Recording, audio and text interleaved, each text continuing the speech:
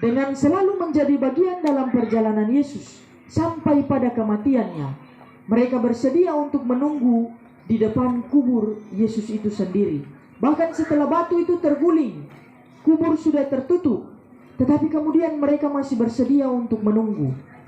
Bahkan di ayat-ayat selanjutnya kalau kita baca, Maria Magdalena adalah kemudian menjadi orang pertama yang menemukan bahwa Yesus tidak ada lagi dalam kuburan itu. Oleh karena itu Yusuf Arimatea, Maria Magdalena dan Maria yang lainnya sebenarnya adalah kelompok orang pertama yang menunjukkan cintanya kepada Yesus. Sedangkan di dalam teks Alkitab ini, ibu bapak saudari dan anak-anak, ada juga kelompok orang lain yang kedua, kelompok orang-orang yang membenci Yesus. Itu ditandai di dalam kisah ini dengan imam-imam kepala. Sebab mereka kemudian benar-benar takut kalau Yesus itu mayatnya nanti dicuri.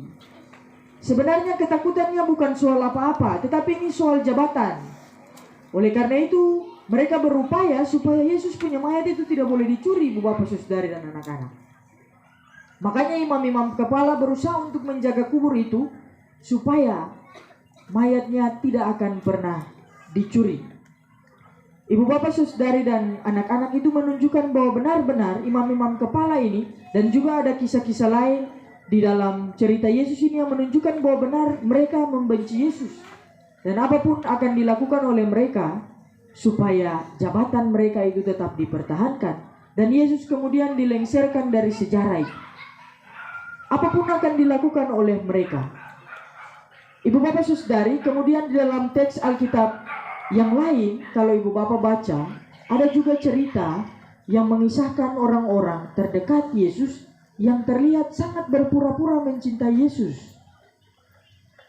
Mungkin dalam teks yang kita baca tidak digambarkan, tetapi ada teks-teks lain, cerita-cerita lain yang mengisahkan bahwa ada orang-orang terdekat Yesus yang begitu berpura-pura mencintainya.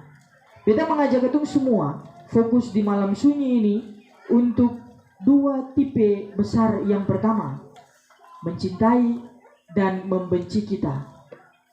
Dalam kisah ini orang yang mencintai Yesus, ibu bapak saudari dan anak-anak, menunjukkan orang-orang yang sebenarnya mereka mempunyai sebuah pengharapan bahwa ternyata akan ada segala sesuatu yang baik setelah ini. Orang-orang yang mencintai Yesus, Yusuf Arimatea, Maria Magdalena dan Maria yang lainnya, mereka menunjukkan bahwa mereka meyakini, berpengharapan sungguh bahwa setelah ini, setelah kematian Yesus ini ada sesuatu lagi. Jadi kematian Yesus bukanlah akhir dari segala-galanya.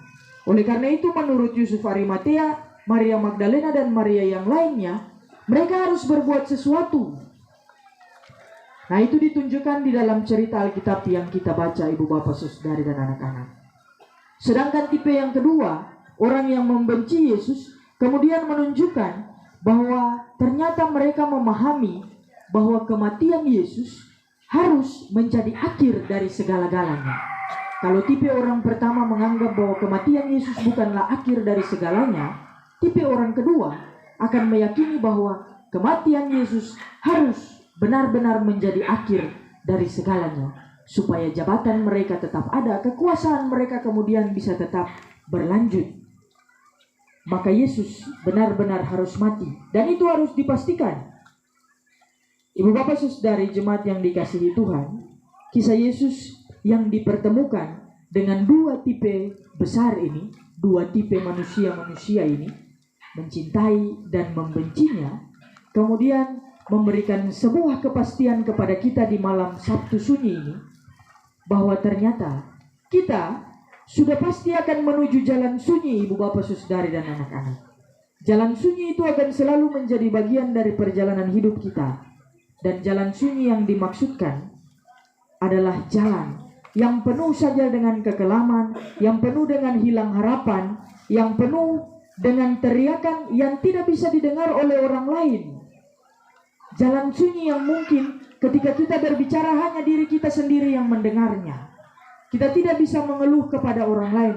Bahkan tidak ada seorang pun yang mau menolong kita. Mungkin jalan sunyi itu akan kita tempuh, ibu bapak saudari dan anak-anak, kapan saja. Bahkan bisa saja dalam jalan-jalan sunyi itu kita menjadi orang-orang yang benar-benar rapuh.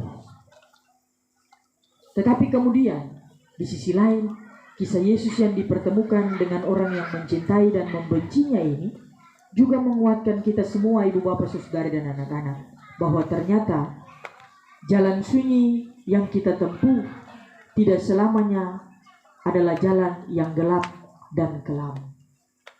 Jalan sunyi yang kita tempuh tidak selamanya akan tidak ada ujung. Kita akan kemudian dibawa ke ujung jalan sunyi itu untuk melihat sebuah cahaya yang begitu terang. Dan cahaya itu kita sendiri tidak menyangka datangnya dari mana. Tapi yakin dan percaya bahwa kisah Yesus ini menguatkan kita bahwa jalan sunyi sudah pasti kita akan tempuh. Tapi jalan sunyi itu kemudian akan membawa kepada sebuah tempat di mana kita melihat benar-benar cahaya terang itu benar-benar menerangi kehidupan kita. Dan kita juga dikuatkan bahwa ternyata jalan-jalan sunyi yang penuh dengan kekelaman, ketidakberdayaan, kerapuhan, kekecewaan, kegagalan, itu ibu bapak saudari, mungkin saja kita akan dipertemukan juga dengan orang-orang baik yang kita bisa temui dalam jalan-jalan sunyi itu. Ibu bapak saudari dan anak-anak, Tuhan Allah dengan karya penyelamatannya tidak pernah selesai. Tidak selesai hanya sebatas Yesus disalibkan dan bangkit, tapi karya penyelamatannya masih tetap berlanjut. Kalaupun hari ini ibu bapak dan saudara-saudari serta anak-anak belum merasakan apa yang menjadi gumulannya itu menjadi nyata, masih ada hari esok. Sama seperti hari ini kita akan nyanyikan, kalau Yesus bangkit itu pasti ada hari esok. Oleh karena itu firman ini juga menguatkan bahwa kalaupun hari ini belum dirasakan apa-apa yang mengubah hidup kita, masih ada hari esok ibu bapak saudari dan anak-anak. Sing usah takut, semua belum selesai dan tidak akan pernah selesai sampai Tuhan memanggil kita. Kenali diri kita dengan seluruh kelemahan dan keterbatasan kita.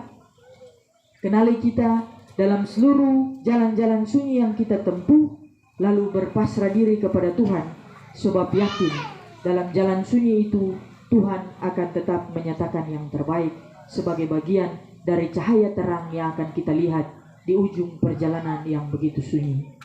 Selamat merenung di malam sunyi ibu bapak saudari dan anak-anak. Tuhan menolong dan menguatkan kita. Amin.